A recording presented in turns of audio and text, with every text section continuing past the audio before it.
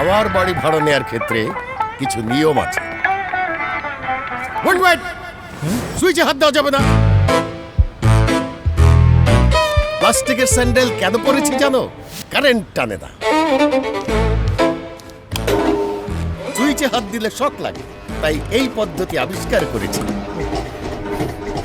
Fan একটু জোরে ঘুরে তো, তাই আওয়াজ একটু বেশি হয়। বাতাস কম হলেও ঘুরে কিন্তু জোরে।